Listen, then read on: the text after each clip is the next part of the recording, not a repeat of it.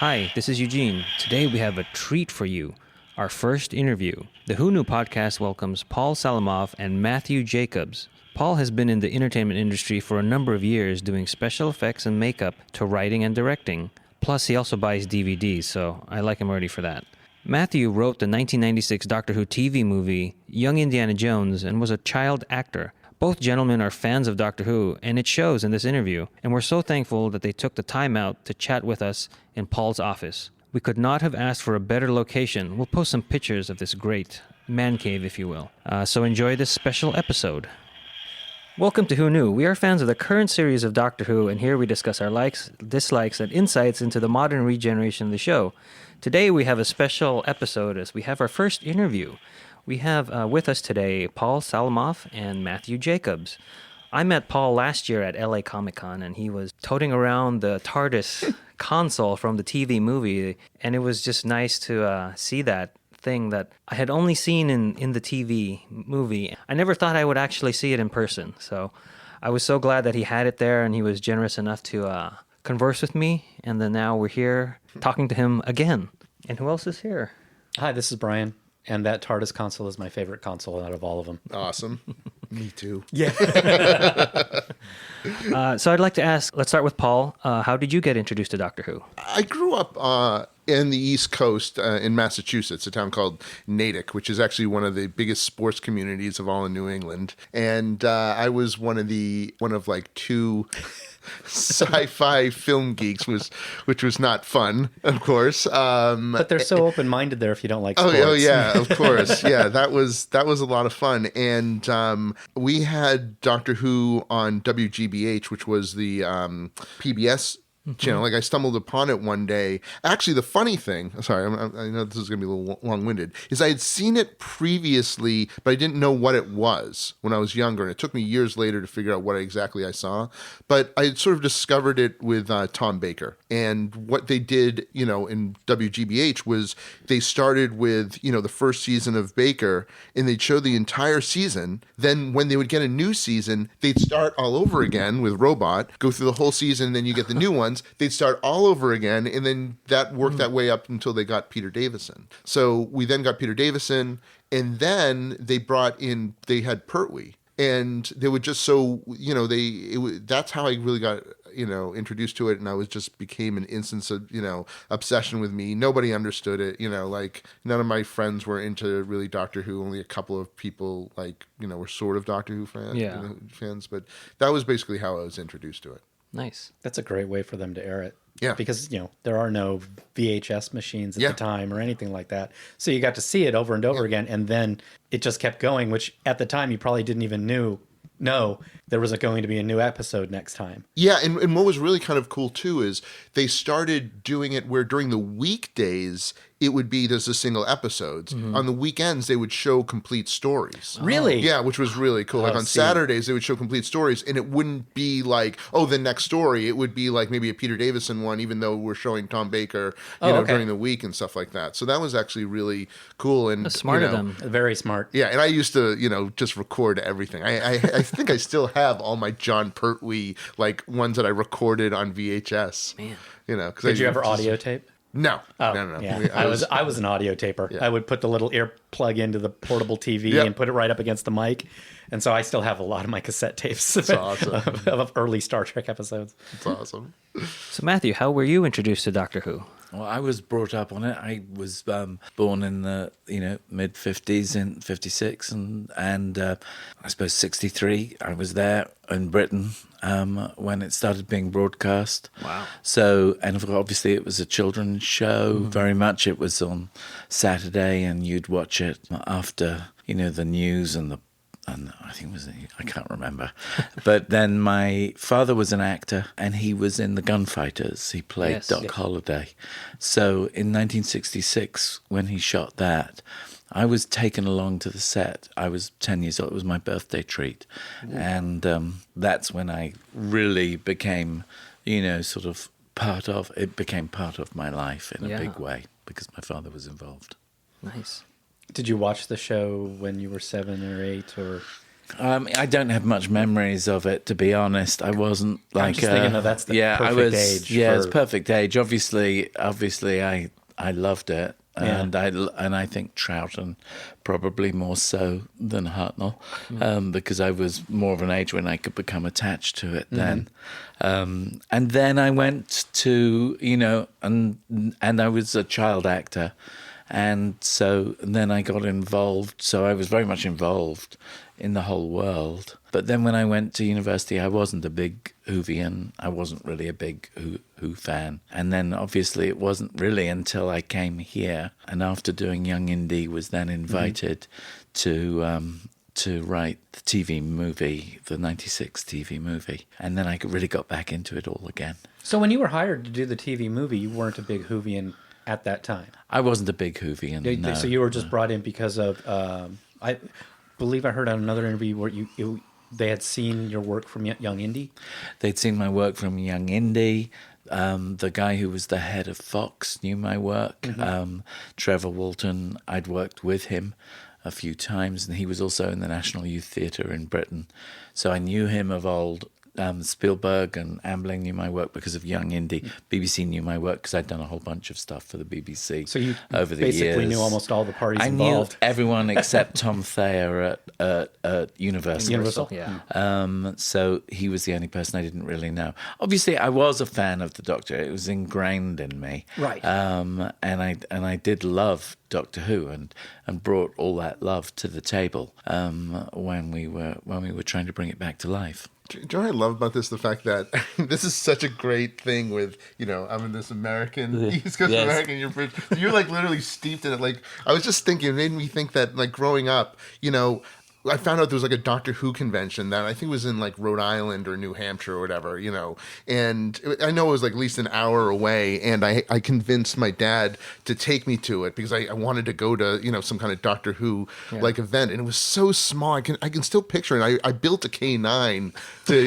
to go to it. Like I built a couple of K9s over my years, and and I remember I still have distinct memories of that, and also I remember at that there was the Doctor Who fan club because I was like desperate to get any any kind of stuff. Yeah, there was no internet or anything like that. So there was a Doctor Who fan club, which I still have my card. I still have. My mom found the canceled check that I sent to the Doctor Who, and I have like a copy of that. Yeah. And because when I was back home recently, we were going through some stuff. I found all my issues of the Whovian Times. It's amazing. Wow, Yeah, which I have that's in amazing. my closet. I haven't looked through them yet, but I had all like the Whovian Times. I kept all of them, and then of course Doctor Who magazine, Doctor Who Monthly and Doctor Who Weekly. I would just voraciously just to get any information because it was not really it was nothing. I think in America, I think in Britain, Doctor Who's been around since its inception, and it's taken for granted. It's sort of part of the landscape. Whereas in America, it was something you had to search out and find, and so the devotion of the American fan is much stronger, and I think less cynical than the British fan. But then I don't know a lot about British fans, but certainly But I've come to know Doctor more about Who is American like fans. in Britain, isn't it like a cultural touchstone where even if you don't watch the show, you know what a blue police call box is the Tardis, and things like that. It's almost I would say it's the equivalent of kind of how Star Trek is to Americans. Yes. If you don't watch Star Trek, you still know Well, Kirk even- and Spock. And the Even ship. with the 8-year gap, when we put out the TV movie, it was still, I think, 9 or 10 million people who watched it that for sure, night yeah. in Britain, in a country that's only 50 million. That's an 55 enormous number. million. Wow. That's a lot of people to actually watch it. And then it was in the top 3 of the then, VHS video charts for ages. So you're talking about a country that's been brought up on this, and it's part of their landscape. And the attitude toward people who were, avid followers of Doctor Who was that was mixed. Sometimes they were regarded as what's called anoraks, which is in Britain a slightly abusive term for somebody who's a geek, nerd, train spotter. You know what a train spotter is? Yeah. Somebody who just stands at the station with the 250 railroad companies in Britain, and they'd write down the numbers of the trains as they would come and go. So a pointless activity. Right. So they would be regarded as anoraks. And so that was what a lot of extreme Doctor Who fans in Britain were regarded as. It's changed now, ever since the new Who, where the thing became sexier and involved, people.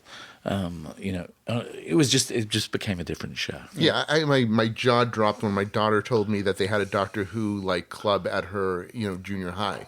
Wow. I'm like, what? I'm like, what? Yeah, it was like a cool thing too. We won. Yeah, I guess so. The geeks finally got there. It would have been nice if that was a long time ago, though. Yeah, I agree too.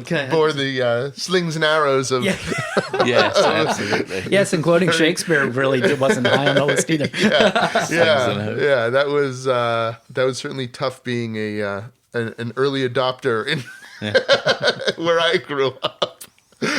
But it's. I remember when the show first came back on, there was a lot of people who were just like, this isn't our Doctor Who. This is our Doctor Who. It's like, are you kidding me? Like, when I saw Doctor Who on the cover of Entertainment Weekly magazine, I was like, oh my God, finally. I think I posted something on Facebook. I'm like, I told you. You know what I mean? Like, it was like, that was like my thing. It's like, I told you. And that was such a wonderful thing to know that something that I truly care about and that was being embraced by the greater masses. It's I love it. I love that very much, actually. We also comment a lot that we like that the TV movie. We love how the new series used the TV movie as a bridge. They incorporated a lot of what you initially set up in the TV movie. It wasn't so forbidden to have a romance. That the Doctor was a little bit. Well, depending on how the Doctor was played, a little bit more down to earth versus alien. He was going to say human. well, he seemed half human. He is half human. No, he is half human. And was that's yet to be discovered. Now, for the half human. No, it's true. He is half human. Now, was that a concept that you came up with, or was it a concept? It was a concept that both myself and Phil Siegel, especially Phil, were very keen to bring home. But as was pointed out to me by a fan as I've been making this film, Doctor Who Am I, that I may have been subconsciously channeling Star Trek because Spock is half human. I didn't realize that at the time, but he's always seemed half human to me. Well, he certainly has a love for Earth more than any other planet. I think he has to keep it a dark, dark secret. Along with many others. Along with many others. And maybe he doesn't even know it himself, but he is. Why does he keep saving humans all the time? Why does he have two hearts? He's a divided soul. And that's my feeling about the Doctor. And that was my feeling as a writer about the Doctor. I wasn't trying to change mythology. I was just trying to expose something that maybe hadn't been exposed up to that time. So I do think now that the Doctor has become a lot more, maybe hopefully not so much with the 13th, but certainly with the 12th, has become very self-analytical, has become very self-absorbed. And has gone, I think, even through a strange midlife crisis, where he has an electric guitar, a massive crush, and sunglasses. You're right. and I think it's lovely, but I think it is time for a change. And I think with each Doctor comes a different manifestation of this character that in some ways reflects its own time when it's created. And Paul's Doctor very much reflected the 90s coming out of the 80s, a sort of a flamboyance, a synthesis.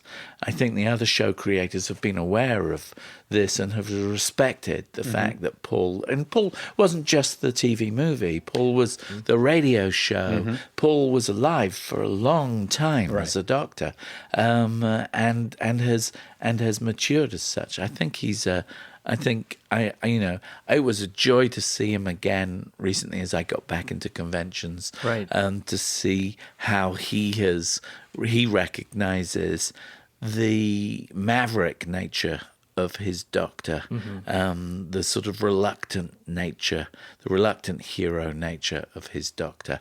And I think that's what marks him out as a transition. He's not as madcap as the previous Doctors. Right. He's more of a hero. Except about his shoes. He loves his shoes. He loves his shoes. Well, we had a problem, Right. He got out of the morgue and there were no shoes, and he was walking around barefoot, so we needed some shoes. So suddenly Brian's shoes were the shoes. Yeah. And they fit. Speaking of the 90s, there was a lot of will they, won't they shippers out there as far as relationships between TV shows like Moonlighting, The X-Files, Remington Steele. Yes. Did it have any Good influence on what you did with the writing of that companion relationship with the Doctor? Yeah, I suppose it did. I mean, I think it's a really good question.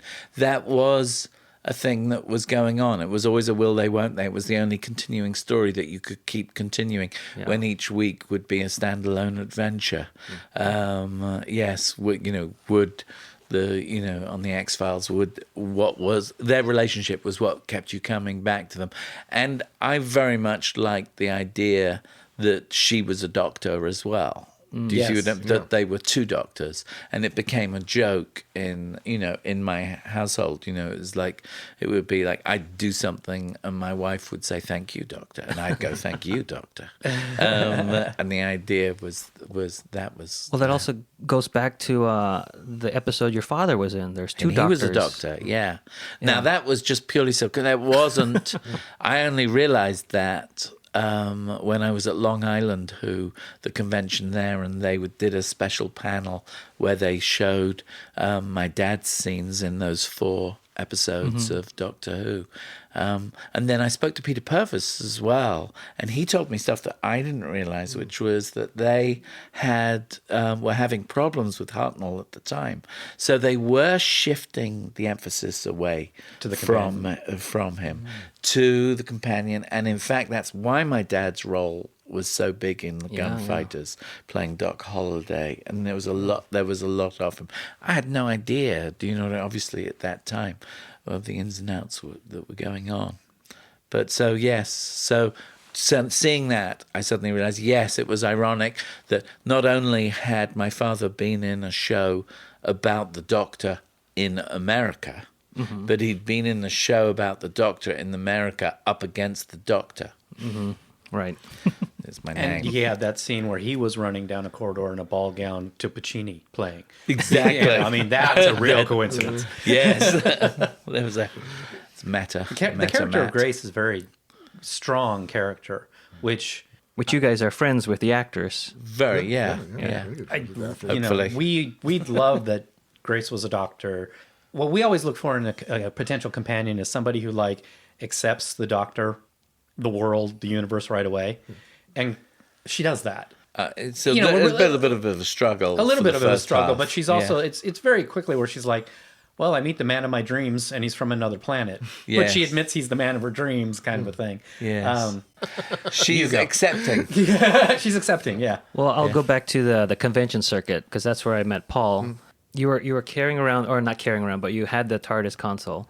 How did you acquire this? Yes. Okay, well, I mean, there's a really good story here, and it's really funny because. I mean, it's sort of like, the Tom Baker, before he regenerates, this has been set, I can't even think of the exact quote, but, this has all been set up in the past, right? For this moment.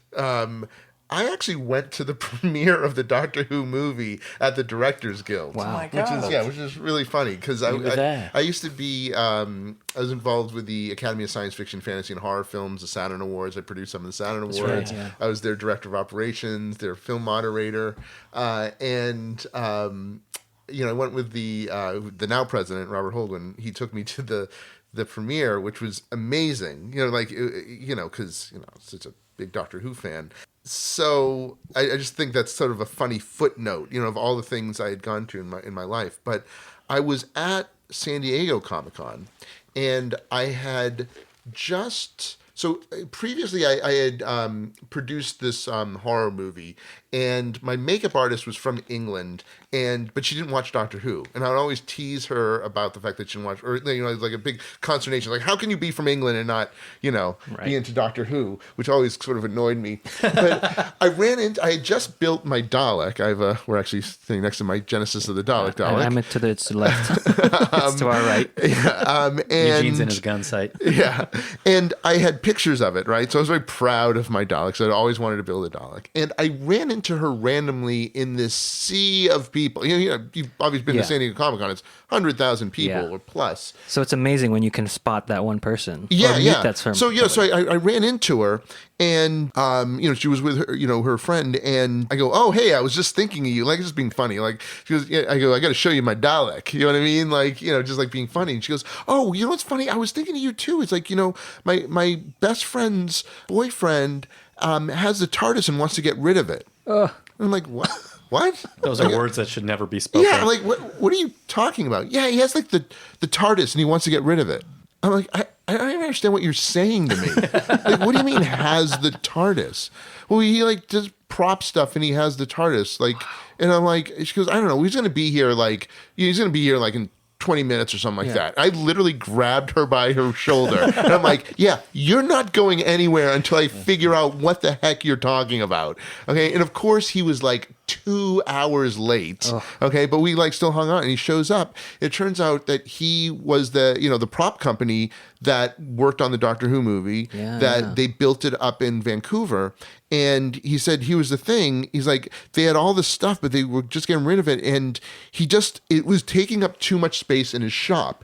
And it was because it was so, iconic, he couldn't rent it out either. So not only was it just, he couldn't make any money off of it. And, it was just taking up space. He goes, I just want to honestly like get rid of it like that. And I'm like, all right, well, I want to buy it. I want this. You know what I mean? Yeah. And what was just crazy was that, this is in Vancouver. Right. Because you can imagine, oh my God, how much is it going to cost us to ship, let alone buy, right?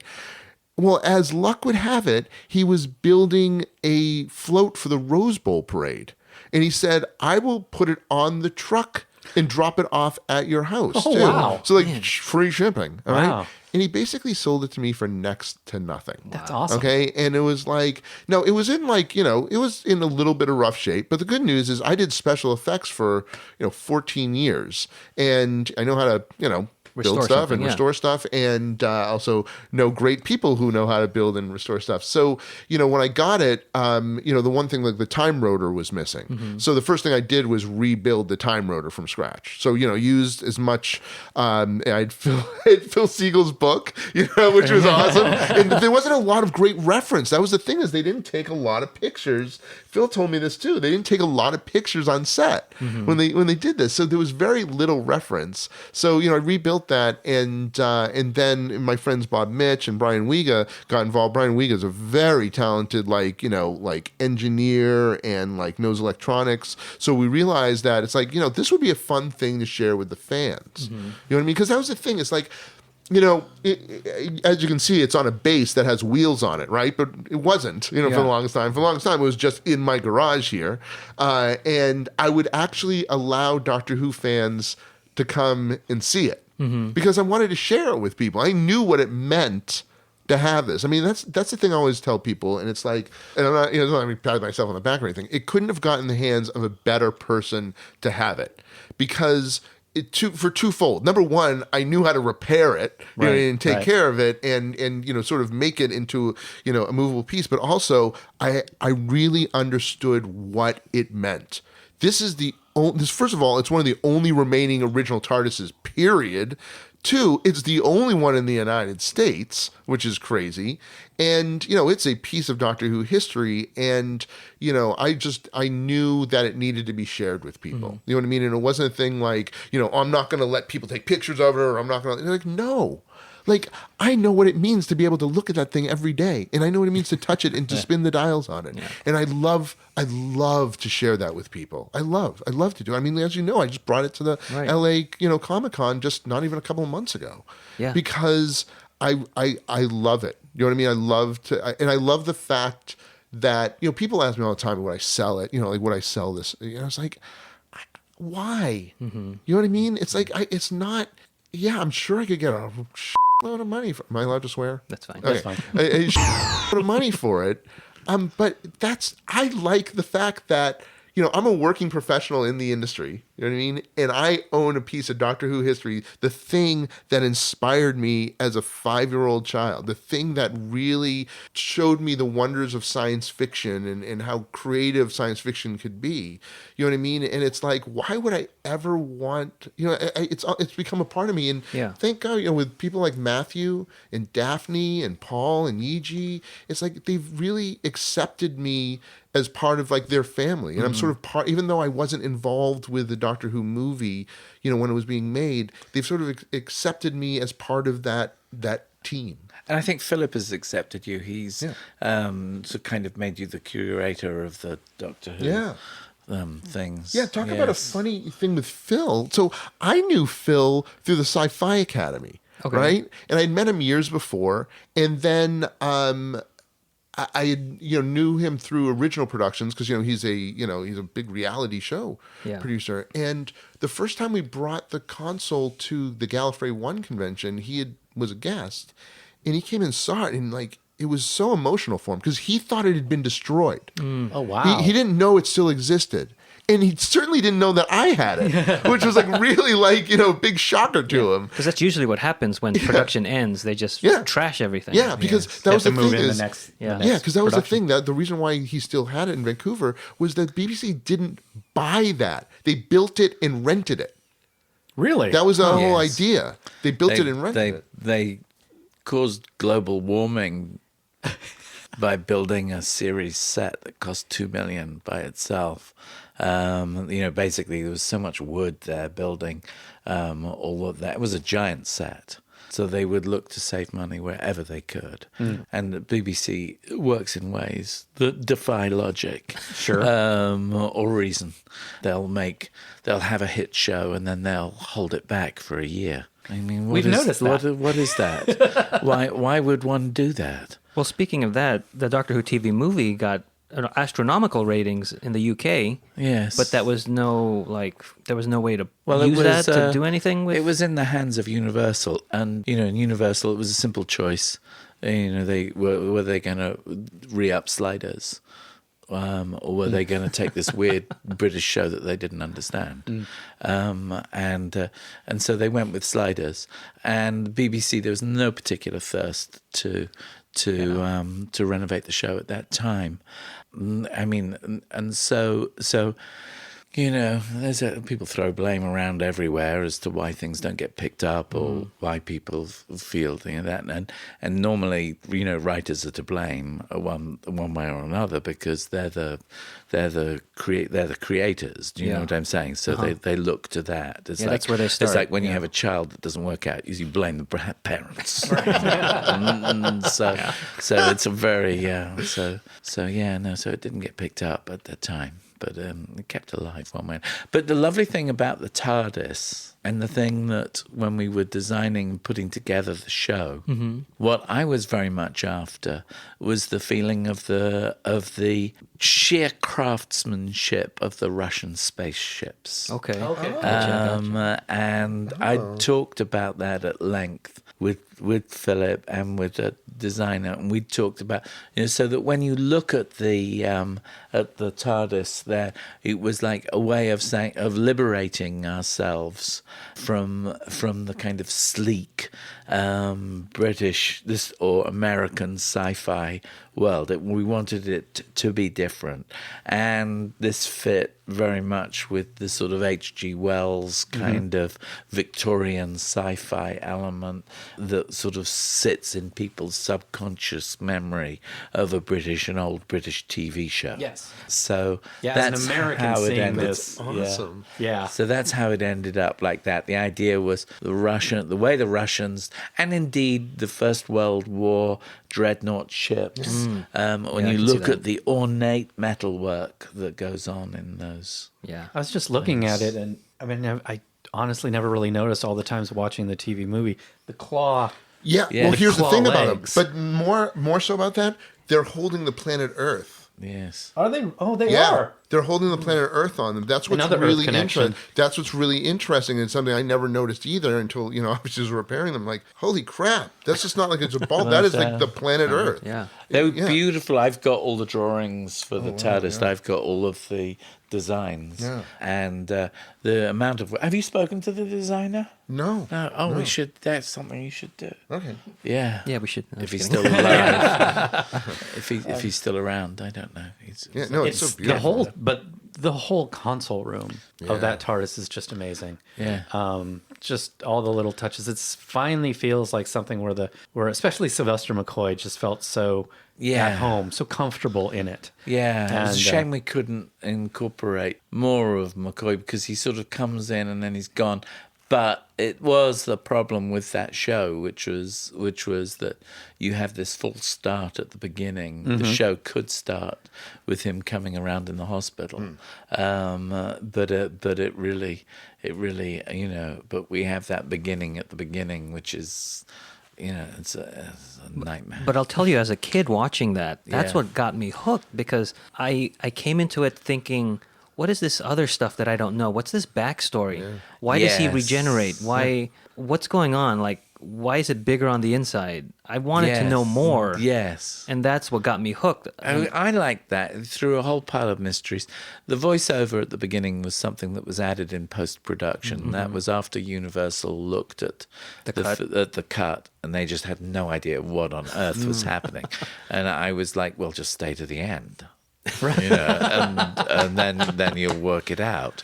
And Tom Thayer was, no, get on a plane, come down to LA, and I will watch it with you, which was like, you don't turn that down. It's like Yeah, the of course, Godfather. So I'm sitting there in the dark with him, and he doesn't stay. He just sits there in the dark, and I come and sit down, and he says, so you're going to write a voiceover at the beginning of this, explaining. And I went, okay. And he said, and that was the first time I watched it with his sort of negative, I didn't understand a word of it kind of intro. So I then watched it, and I then went back to the hotel, wrote that opening voiceover, which I only think serves to confuse, to be honest. And because what the is this guy? Who is he? And why is the doctor introducing this bit of it? It doesn't really make sense, and it really only serves to confuse. So the idea was that it would be really confusing at the beginning, and that you would then be in the same state of mind as the doctor, as he tried to work out who he was bit by bit. So it was one of those things where it was a compromise, and it was a compromise in post-production because we were racing to get it out on a schedule. We didn't have much time. I will tell you now, when I do watch that, Yes. knowing what I know now of the new series, Yes. I kind of overlay the Time War with Yes. that voiceover. Yes, which is great. Yeah. I wasn't thinking about that. Yeah. It was just some war. I also come up with my own theory right before we did our podcast on it, because I've heard a lot of people say, well, the Daleks wouldn't have done this. They wouldn't have put him on trial. They wouldn't have done anything like that. And it was like, no, Why not? might not. They might have. And this might have been their plan was, we're going to do something to the master. We'll get the doctor involved and then send them off. And the master's going to create havoc. That's a wonderful idea. And that's very very cunning. Daleks. It's Very because the Daleks, we see Daleks and they're just exterminate. But they're really not. They have these long plans, and they always, they'll wait centuries of rebuilding. And there's no logic. Yeah. I mean, they go, well, look at that. Looking at that dialogue. Hey, be nice. Be nice. No. I mean, it's wonderful, but look at it. I mean, would you really put yourself inside that thing? No, you wouldn't. Right. You'd have a far more effective thing to go around that maybe could go up and down stairs. Yes. And maybe could do things. So yes, it might be some weird kind of Dalek logic. Yeah, that's just something that every time I watch it, I just kind of think, okay, this was a Dalek plan. Yes. Go create havoc, because he's not dead. It's the master. He's never going to be A dead. Dalek master plan. See what I did there? See what I did there? Yeah, very good.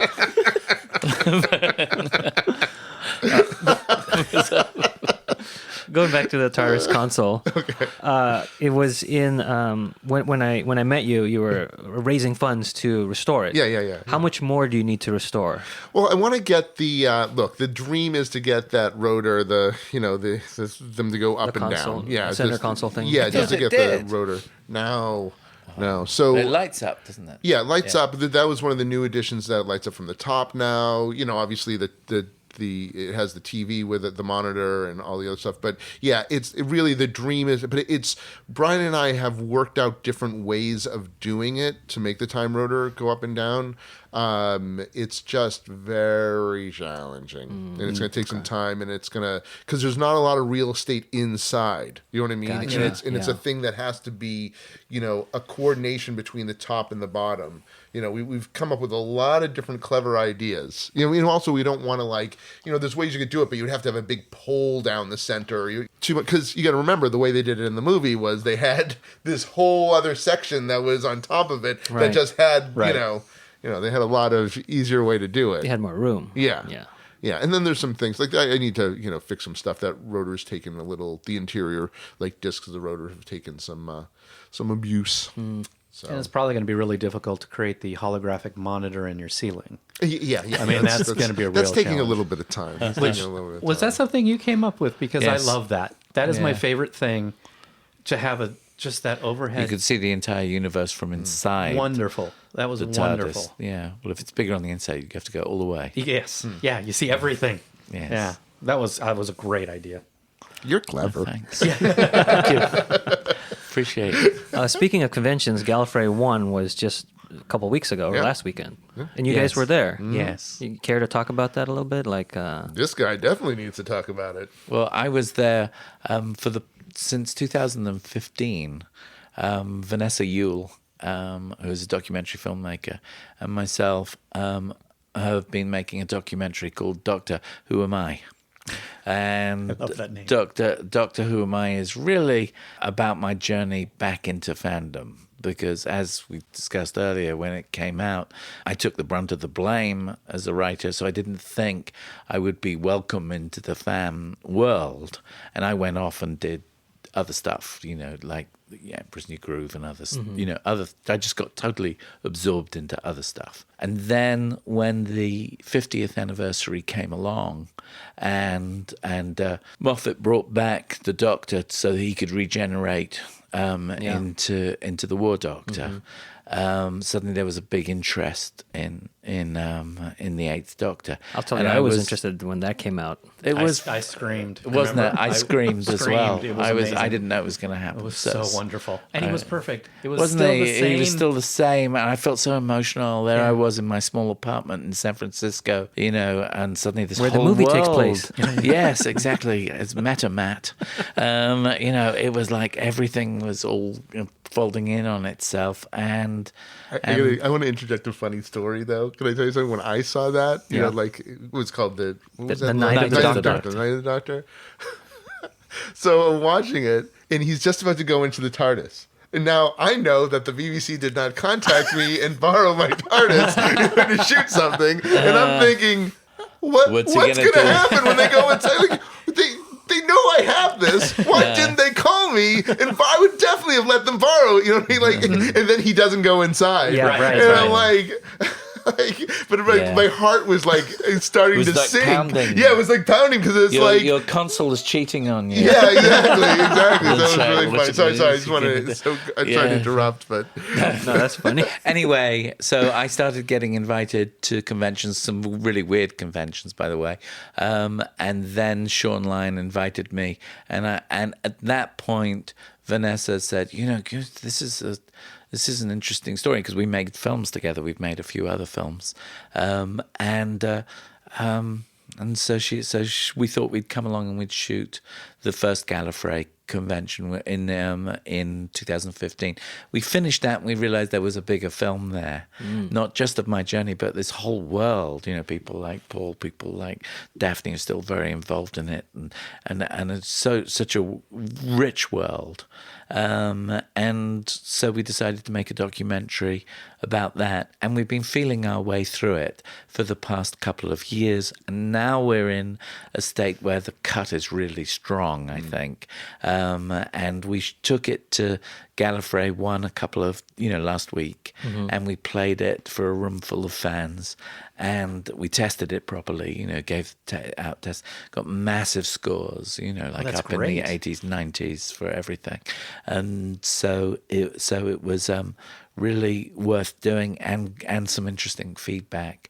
And now what we're doing is we're putting together what's called a sales deck for the entire movie, and where we've got the film, we've got a sizzle, we've got the feedback, we've got budgets, everything, and then we're going out to the key distributors of this kind of genre documentary.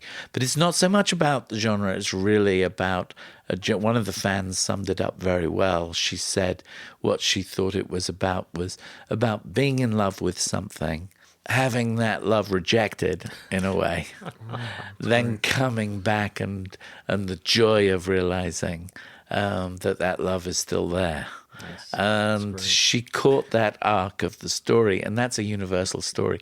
So It's we're like Star very Wars. excited. Yeah. And the prequels. Well, it's like most stories, but it's really she caught that very well. And when we played it for the fans, it was great because they were big laughs, and then people were quite moved, and then there was a happy ending. Yeah. So it's been worth it, and Vanessa Ewell's a wonderful documentary filmmaker, and she really knows what she's doing.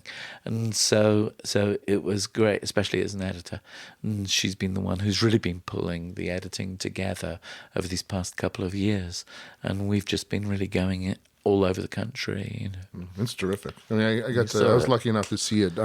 Your screening saw a it month at the ago. pre, yeah. The We pre. checked, It's wonderful. There was layers of it that I was not anticipating. Yeah, I mean, that's unbiased, but not. I mean, really, honestly, speaking as unbiased as possible, just because I love movies and I love documentaries. There's some really wonderful layers to it that I was not anticipating. And it does get emotional at times. Yeah. And it's very touching, and it's like your relationship with your father and so forth. It's wonderful. It's a wonderful documentary. I mean, it really is. It's interesting, and since you saw it, it's better. I didn't know you really. No, we did a recut after because we got a bunch of notes from there, and we it sagged a bit in the middle, and so we got rid of that. So it just goes like. Awesome, good. No, I look forward to seeing Now that those are in again. the deleted DVD extra scene. We shot so much, you do when you're doing a documentary. We really, everybody who we interviewed, we could make a separate little film about. I mean, I think that happens with documentaries. Sure. But very much so with this one because we didn't really know where we were going. Mm-hmm. So we were asking people deep and wonderful questions about themselves. And when I first cut it together, I did it more or less like a little mini-series where there would be like 20 minutes about Tardis Tara, there would be 20 minutes about Paul, there would be 20 minutes about people and their individual stories. But at the end of the day, we decided the more interesting story was my reluctant journey because I actually wasn't. I decided I wasn't a fan when I came back into to this fan world. So it's really about me becoming a fan again. Did you feel that way because of the reaction from the TV movie? We were wondering, as you watch it, it was Universal, Amblin, the network Fox, and the BBC. Yes. Well, Were you not being so much pulled- Amblin. Not so much Amblin. Yeah. But was there a lot of notes and you must have this from classic Doctor Who. Oh, you must leave this out from Doctor Who. Were you being pulled in many different directions? Yes, there was basically quite a few writers had tried prior to me. And there's a book called The Nth Doctor. Oh, really? About all the other writers' attempts at I putting it actually, together. you know what's interesting? So, in one of the effect shops I worked at, one of our designers was working on one of the earlier ones, and he knew that I was, and he showed me like some of the Cybermen and some of the Dalek stuff, that weird like tribal. Yes, Yeah, and I yeah. saw some of that. I saw some of that stuff, and I was like, oh. It's like, this is not, Well, I hadn't seen any of the previous scripts. That was the whole. My agent wouldn't let me in the room if that was that. So, and I was with ICM at that time, and so when I went in, I pitched fresh, and the deal was, after I pitched, the deal was, well, if Matthew pulls this off, then he picks up a co-producing credit as well and serves as a co-producer. So I was like a weird-ass diplomat. I'd be flying back and forth to London because I understood the BBC at that time in the 90s, because I'd been working for them on other stuff. I understood Fox, and I understood Ambling. I understood the ethos behind Ambling, at least. And I got on well with Philip. So I picked. So you're dead right. It was a case of push and pull, especially when people started spending money. The minute people start spending money, everybody has an opinion. Right. It's got to be daunting. I mean, it's like, I got to write, last year, I wrote a short trips in a BBC Big Finish audio, and I finally, because I've been bothering Nick Briggs forever, and he finally threw me a bone, which is great. And the funny thing is, and I never, as a writer, I never get writer's block, right? And when I sat down to start writing, I decided I could do whoever. So I decided to do a fourth Doctor in Sarah, because obviously that was my doctor, that was my companion, But realizing that you can't screw around. You know what I mean? You've got to it's like, can I actually do that? It's like, Yes. Be careful what you wish for. Right. You know what I mean? It's like the weight of it really came crushing down. When I realized that, holy shit, can I even write dialogue for the fourth time? Can I even pull this off? And there was that really a lot of doubt, because, even though it's just a short story and, and it's just an audio thing, it's still, to me, it's like, all right, well, here's my one and only, this could be my one and only chance to write a Doctor Who, thing. Absolutely. And I'm it's so glad you did that. I mean, because it is this thing that you have to. For me, it was at first incredibly daunting. Mm-hmm. And I thought to myself, am I going to be able to do this? And then I sat down and just decided I am going to enjoy it. Yeah. I am going to enjoy the liberation that the Doctor brings, because he has a scatological sense of humor. Yep. And I think every writer who writes the Doctor brings their own particular sense of humor to the table. Yeah. He's a very, like you were saying about Daphne, it's very much a show about acceptance. Mm-hmm. It's not a show about fighting or conquering. It's a very witty show. It was originally aimed for children, and we've got to remember that the ethos behind doing something for children, and I've worked for Jim Henson and I've worked for Disney and things, the ethos is to build some kind of spiritual generosity. And that's what's behind the Doctor. And I think that's what marks the Doctor out from other TV shows or genre shows, which are really about, don't be afraid about death, because you could be a monster or you can live forever. Well, you know what's interesting about Doctor Who? I know it's sort of dovetailing back to the beginning about, how we got into Doctor Who, but I think the thing that because my other little obsession growing up was, it was a show called Star Blazers. It was an animated show, which is Space Cruiser Yamato, for anybody else in the world. Okay, so I was equally obsessed with that, right? And I think the reason was because I was seeing different storytelling than from American, this American point of view. Which when you watch G.I. Joe, when the Cobra ship explodes, somebody comes out in a parachute. Well, in Doctor Who, characters were dying. You know what I mean? Like, characters were actually dying. Yeah. You know, and same thing with Yamato, you know, with Star Blazers. Main characters who cared about died and didn't come back. Right. You know what I mean? There were consequences. Yeah, there were consequences to action. And it was like, I think that was the thing I really gravitated towards Doctor Who. It's like, oh, wow, there's real stakes here. You know what I mean? There's real stakes. And it's like, people, you know, characters are dying and like, there, you know, like, and it was like, wow, it was so eye-opening to me to see like this, you know, these different types of storytelling. And I think I've always, you know, sort of gravitated towards, you know, stories that were a little to the left of center anyways. I mean, you know, even, you know, with the movies I love and, you know, admire, like I was just talking to you guys about, you know, like I rewatched Blade Runner 2049 for the third time last night, and I just saw Annihilation the other day. And it's like, yeah, these might not be everybody's cup of tea, but I love both of those movies. Like when I was watching 2049 again last night, I was like, I fucking love this movie. I love this movie. I love this movie. And I've been, Blade Runner is my favorite movie of all time. And if anybody was going to be like nitpicky about this sequel, you know what I mean? It's like, this movie is everything I love about filmmaking. You know what I mean? And that's the thing with Doctor Who. It's like everything I love about storytelling. I think you hit on something very pertinent there, Paul, because it's like when we came to do the TV movie, the option of bringing Grace, you know, and Chang back to life was something that the network, the American network, said, well, you can bring him back to life. That's going to be great, of course. And both Philip and I was sitting there saying, please. And I was trying to find all sorts of weird things that could justify it, you know, and it's there in previous drafts, and Russell, you know, has written about it, that, you know, that we did find a way through the thread, but at the end of the day, they should have just died, you know. I mean, and the Doctor should have had to have gone on. But we wanted to keep that. We wanted to keep that option open and have them come back. But it always was cheesy, and there was no way around it. You know, it's an American thing. It is an American. That moment feels very American. It does, doesn't it? Oh, and yeah, you know, it's an American thing that you don't want people to die. Right. For some reason, Americans aren't allowed to die. Although I do have to say, I always laugh that the Doctor is in America for about 30 seconds and gets 3 bullets pumped into him.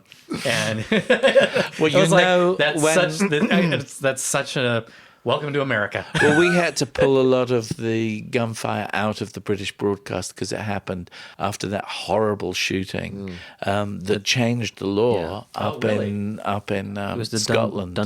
Dunblane shooting had just happened, if I remember rightly. Yeah. Hope maybe fact check that. But I think it was the Dunblane shooting. It was some shooting, and it meant that we literally had to go in there and take out most of the gunfire, so that when it was broadcast in Britain, he comes out and there's just one shot that kills him. So, but there you go. Yes, but it doesn't.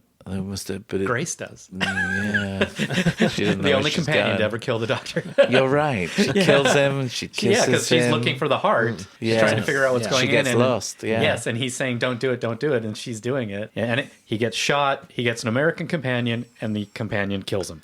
What did you do with with the Doctor, Paul? Oh, my story? Your story. Oh, it takes place in a jumble sale, which in is a really jumble sale. Yeah, which is, you know, and they love the idea that it's like, oh, that's very British. You know what I mean? And actually, my story winds up being the origin of the hat rack in the Tardis console. Oh, really? Yeah, I just thought it's like, I thought that was a kind of a fun, like, that's really what the story's about, but you don't realize it like, to the end of it. But yeah, it's basically, I had an idea for. It's funny, you know how you have ideas for movies and stuff like that. I had an idea for a Hellraiser movie like years ago that I was pitching that never went anywhere, and I sort of lifted like the conceit of it for the story, which the idea that that somebody had an interdimensional like portal and they were stealing stuff from other like dimensions, but they Right. steal the wrong thing. Oh, Okay, right. and he's selling Like the it at Time like jumble Bandits. sale. Yeah, selling at a jumble sale, and the Doctor knows what this thing is and knows it's dangerous. And basically, it's like this node thing that monsters. It's part of their procreate. It's part of their procreation. So it's like a mating thing.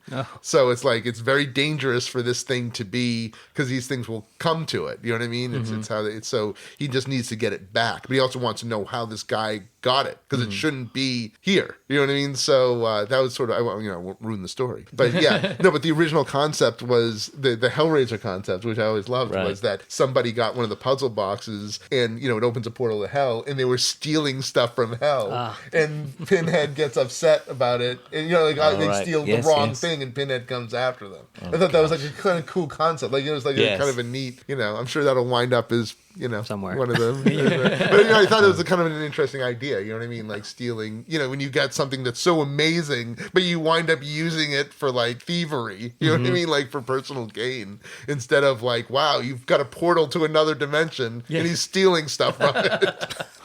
So I always thought that was kind of cool. So yeah, so that's my. Yeah. It's called Collector's Item. It's like a short trips one that was like an exclusive, but I think it'll be like when they have their collection. It just came out like a couple of months ago. Oh, okay. That's good. So short trips on Big Finish. Yeah, it's one of the short Collector's Item. That's the name of it, Collector's Item. Yeah, I love it, and it's not Tom Baker reading it, but it's this guy who does a Tom Baker that is so uncanny, it's ridiculous. Oh, Like at right. first I thought it was like when I was like, oh my god, I was gonna lose my mind. But the guy is amazing, and it's really wonderful. I couldn't be happier. They gave me like very few notes too, which was really amazing. That's good. But it was very very wonderful experience to be able to do. It was my whole life, wanting to just somehow be involved. You know what I mean? I always Yeah. joke with my agents and managers, because I'm a writer producer, and I always tell them, I'm like, the whole reason I'm doing any of this stuff is so one day I get to do something on Doctor Who. And it was funny because I was just I ran into Rachel Talalay at Yes. I hadn't seen her for years because I knew her through the Sci-Fi Academy, and I was joking. I'm like, I told Rachel, I'm like, I'm so happy every time I see your name directing an episode because you're an American. You're a great director. You're doing amazing. Your episodes are amazing. But and I go, keep crushing it, because it's like that means that maybe one day they'll let this stupid American direct an episode. So so thank you, Rachel Talalay, for being a trailblazer for us Americans and women, I guess. Well, yeah, no, Should mention that as well. Female directors, which are important. when you mentioned G.I. Joe and the parachutes dropping out, like Larry Hama, the guy that wrote all the comics and the bios, even said that it was socially or morally corrupt to not show the consequences of death in a war Yes. series. So I think what you said just reminded me of like why I like Doctor Who as well. It shows the consequences of things. So we've talked about the background of both of you, like writer, actor, producer. You care to talk about like your special effects, work that you've done? Like I know you did Starship Troopers 3. Yeah, well, I was a producer Producer, on that. yeah. I was well, I mean, like, I was, so I've been in the business for, it's getting close to 30 years at this point, which is crazy. But yeah, I did makeup effects for the first 14 years of my career. I worked on over 40 films, ranging from like Roger Corman and like Full Moon stuff to I worked on, Batman Returns and Batman and Robin, and I worked on Adaptation and Ed Wood and a lot of the Farrelly brothers movies, like Right. Something About Mary and Me, Myself, and Irene, up to Stuck on You. So that was fun, and just had a really wonderful experience doing that. But, it was, I did that for like 14 years, but I just loved writing. Like for me, it's like, Matthew would tell you, it's just, when you want to I just love writing. I love telling stories. It's always been about storytelling for me.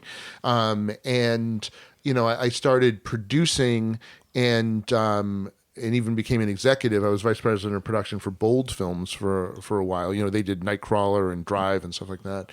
And but it was always about writing. So and I just I just wrote and directed my first feature, which we just which we're selling right now, and I'm very proud of it in the sense that it is definitely influenced by my love of Doctor Who. I get some Doctor Who references in there, but it's not, that's just really for me and like for anybody who notices. But it's really the Doctor Who references is more of like the idea that storytelling can be, can go to places where you're not expecting. Okay. Do you know what I mean? Yeah. And it's like Doctor Who has been such a huge influence on me just as far as opening my eyes to different types of storytelling, which I love. So my movie's called Encounter. I might as well plug it. Yeah, Right, sure, absolutely. It's called Encounter, and it stars Luke Hemsworth and from Westworld, and obviously he's Chris and Liam's brother. But it has Anna Hutchinson from Cabin in the Woods. It's got Cheryl Texiera from It's Always Sunny in Philadelphia, and Tom Atkins, who you gotta love from The 80s. Yeah, the 80s John Carpenter days, and like The Fog and Halloween 3, and Lethal of course, Weapon. One of the Lethal Hunsaker Weapons, from yeah. Lethal Weapon, and he's really amazing in the film. So it's but it's it's a science fiction movie like Arrival or like Annihilation, in the sense that it's a science fiction of ideas, like what Doctor Who is. It's the science fiction of ideas, which is really important to me as a creator and as a writer, even writing comic books and graphic novels and stuff like that as well. Anything else to add to like your history of stuff? No. Okay. I have one quick little question. You often see that the TV movie is referred to as the enemy within. Yeah, I don't know why that is. Why You is don't that? know? Yeah, we No. can't figure that out. I think that was the title that Philip gave it. Oh, okay. And I don't know what it means really. It was a The reference enemy- to him. That's it. Oh, that's right. It's me. No, It's you, Matthew. it's you, I was Matthew. the I'm sorry. enemy. Yeah, that would make sense actually. But I think no, I have no idea. Yeah. I think he wanted to. We just wanted to call it I just wanted to call it Doctor Who because people didn't really know what that was, and so. But I suppose that's a good title, yeah. And But I had it ended gone up on- making Doctor Who Am I, which is what I would have called it if I, you know what I mean? Because because really it's a film about search for identity. Right. So I just have to ask, in Batman and Robin, did you have anything to Yes. do with like touching up of the bat nipples? No, I'm sorry. Oh, please. I worked on. it's too early. Yeah, I worked on Poison Ivy's Big Flower Bed and some of the Frozen. I did make the Frozen dog and the hair work on the Frozen dog that takes a piss on the fire hydrant. That's one of my more prouder moments. A lot of animals. For you Star Trek fans, actually, I did a replica of Portos in Star Trek Enterprise. Oh. His dog. There's an episode called A Night in Sick Bay where the dog Oh, gets he's sick. Yeah, so I built I did all the Oh, hair work really? on the. It's actually one of my because it looks. You look at my portfolio and it's like that looks just like a real dog. I mean, it's pretty. What? Wow, that's Yeah. great work. 'cause Thanks. Looked exactly Yeah. like the. Well, I it's did the like- dogs and There's Something About Mary also. That's did you? Okay. so the dog and the cast and Yeah, stuff like that. I was gonna say the cast is probably what you Yeah, did. yeah. So I've worked on, and that's the fun thing is like, it's just so, it's just so funny. How small of an industry it is, and how small, like, and just like the adventures you have.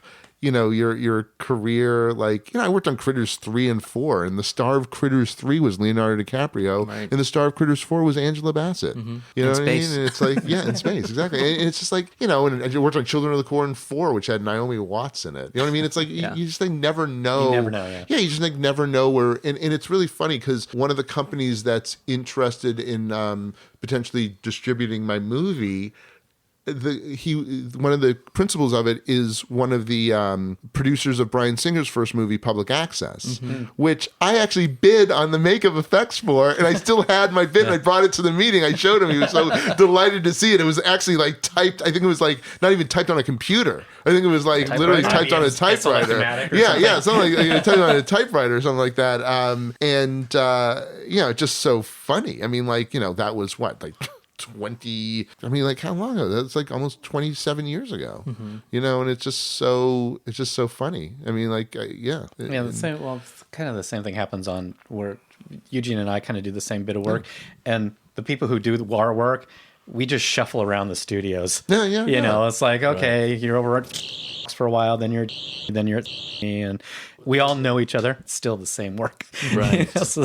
And sometimes it's even the same clients. Same vendors too. Right. I mean, but think how like weird it is that Matthew and I, like we are good friends. I mean, Matthew was very instrumental in helping me with my movie. Like he was one of the first people I showed it to. But I mean, he just doesn't live that far from me. Daphne lives right up the street. Everybody lives. You know what I mean? It's I'll tell you a crazy a small world. Yeah, Yeah, I'm going small to tell world. this story just because I love this story. It's a Doctor After Who all. story. Okay, so John Levine, you guys know who John Levine is? Like he's Sergeant Benton. Okay, right. yeah, Yes. Sergeant Benton. Yeah. Okay, back when you would actually print out scripts, right? There's this place, in Still Burbank. do. Maybe that's why Yeah. I'm not getting any. There's this place, Color Copy and Print. I'm going to give them a shout out. Jeff Whitehead, who runs the place. I love them. They're great. They have great prices and great work. I was in there. to photocopy like a script or something like that, and they said it was going to be a little bit of time, so I just needed to sit down. So I would sit down, and in walks this older gentleman. Okay, and I look at him. I'm just sitting at the counter. I look at him, and they tell him, "Oh, it's going to be a couple minutes." He puts some stuff down he puts some pictures down on the table, and he goes to sit down. And I'm like looking over, and I'm like, "No." I'm like, "No." He works for Unit. No, I'm just saying, like, no, this is impossible. You know what I mean? Like, this is absolutely impossible. And I just keep on like looking over at him, and I'm like, and I got no shame. You know what I mean? Like, I'm about to like not, I paid for my thing, and I'm about to like go. And I look and see what the stuff he put on the counter, and there's a picture of John Pertwee there. So clearly, you know what I mean? Boop, boop, boop, you know what I mean? Like, so I turn, I'm like, excuse me. I go, are you John Levine? Why, yes, I am. I'm like, oh my God. I mean, I literally freaked out. Now, mind you, I've worked with some pretty big celebrities, over the course of my career, okay? I have never flipped out before.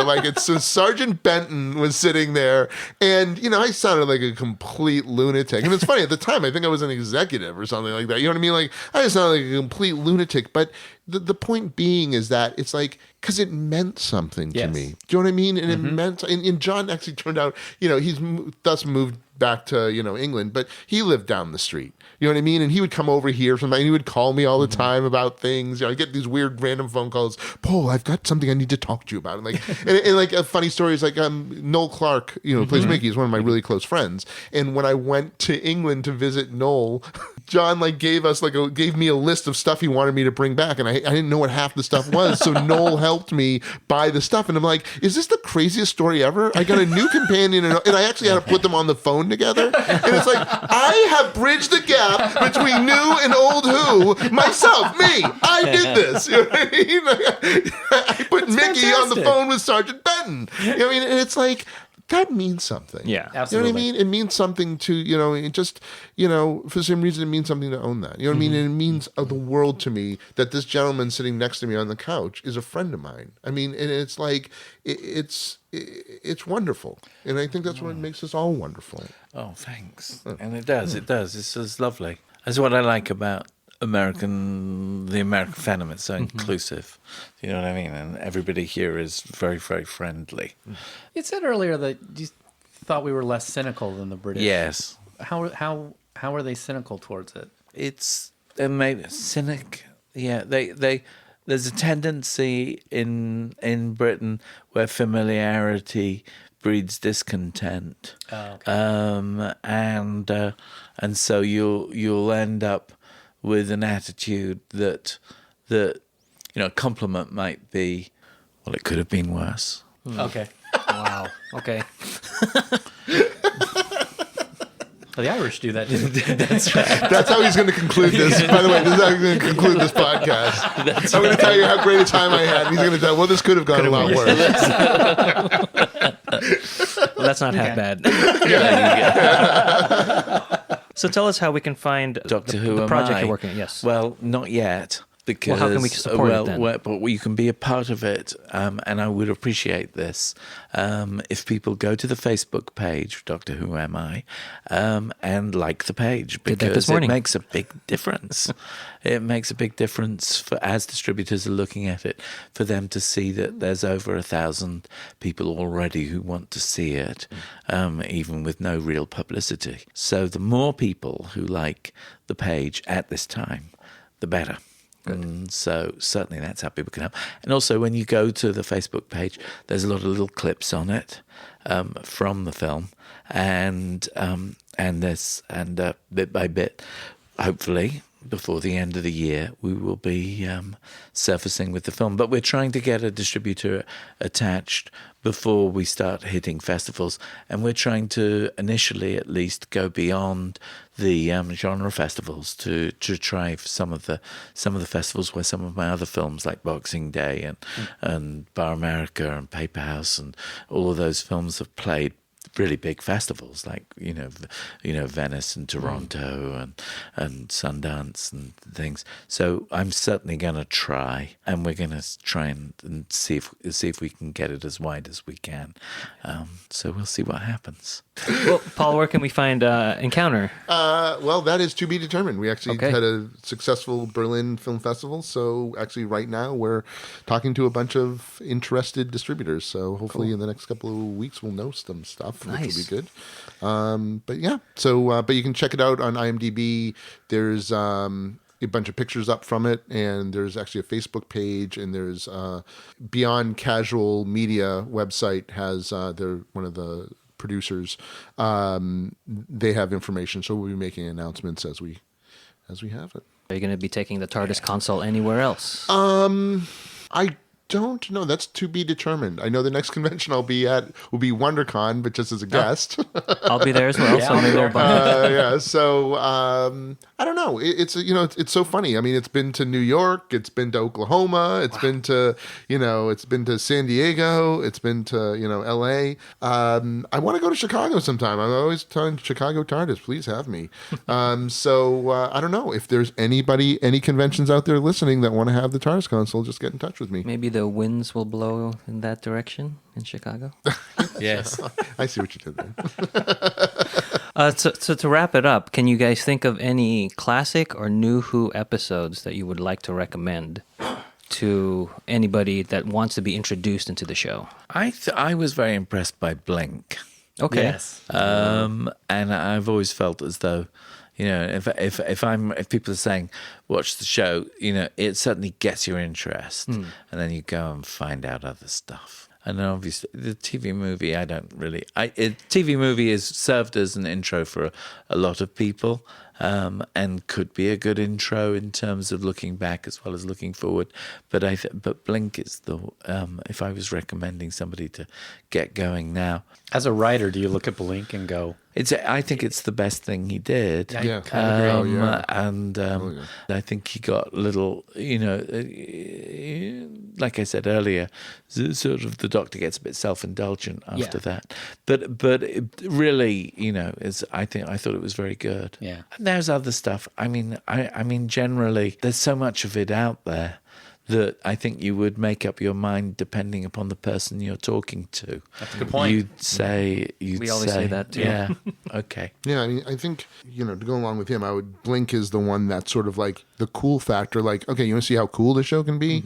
But I mean, obviously Rose is a good intro to the series. Right. But I mean, like, if you're going to look into classic Who, I mean, I always try to start people off with Tom Baker just because I think, but if you're going to pick a Tom Baker one, even though Genesis of the Daleks is my favorite Tom Baker one, I say Pyramids of Mars is like almost the best one because in a sense it's almost like a soft reboot of because the beginning of the episode sort of fills you in on everything you need to know about Doctor Who, right. In this like moment, which is, I don't know why it's even there. He has this conversation with Sarah and he's like saying, I walk in infinity, like that. And it's, so it almost like, not only is it one of my favorite stories, but it also kind of like reintroduces the character for some odd reason. That's a very good point. So I that's hadn't thought of that one. Yeah, That's it's good. odd. It's changed my Sarah choice. Jane. Yeah, and it's a good solid 4-parter. You know what I mean? And Mm-hmm. it's like great performances and I think that's better than Blink. Okay.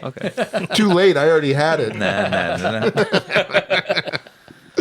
Well, thank you to Paul and to Matthew for taking their time out and for inviting us to this wonderful man cave, if you will, Awesome. of Doctor Who and sci-fi memorabilia. This is amazing. And congratulations on your first successful interview here. Thanks. Certainly could have gone. Saying the word successful. Yeah, certainly could have gone a lot worse. You're British.